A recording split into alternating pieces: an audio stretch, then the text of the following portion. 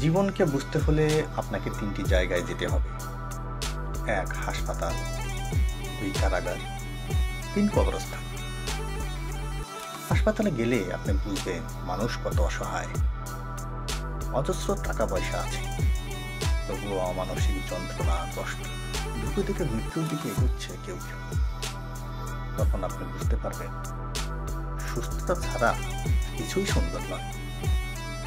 কারাগারে আপনি দেখতে পারবেন স্বাধীনতা সবচেয়ে মূল্যবান জিনিস। দিনের পর দিন তারা আকাশ দেখে না, অন্ধকার কুঠুরিতে বন্দী থাকে। এদের আত্মার মৃত্যু ঘটেছে অনেক আগে। কবরস্থানে আপনি বুঝতে পারবেন জীবনের কোনো মূল্য নেই। আজকে যে মাটিতে হাঁটছি, আগামীকাল তা আমাদের ছাদ হবে।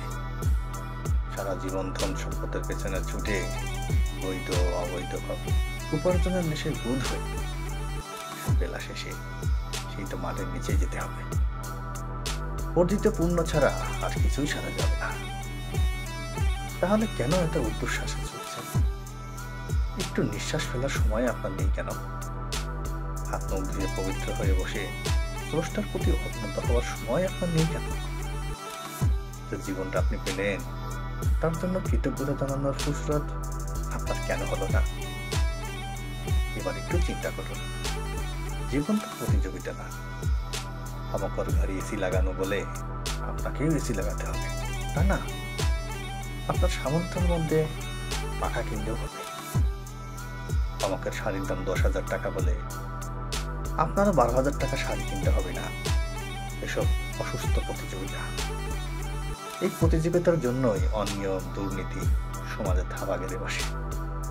আপনার মানসিক শান্তি উধাও করে দেয়। তার চেয়ে কম উপার্জন করুন। দিন শেষে বাবা মা, স্বামী স্ত্রী, সন্তান একসাথে খেতে বসুন। রাজভোগ লাগবে না। সবজি খান, ভাত ডাল ভাত খান, গল্প করুন, হাসতে হাসতে গড়িয়ে পড়ুন। বিশ্বাস করুন, এই যে অনাবিল প্রশান্তি, এই প্রশান্তি প্রতিযোগিতার জীবনে নাই। জীবনকে যন্ত্র বানিয়েন না। খুব অল্পতে বাঁচবেন। এই বেঁচে থাকাটা আনন্দময় করুন।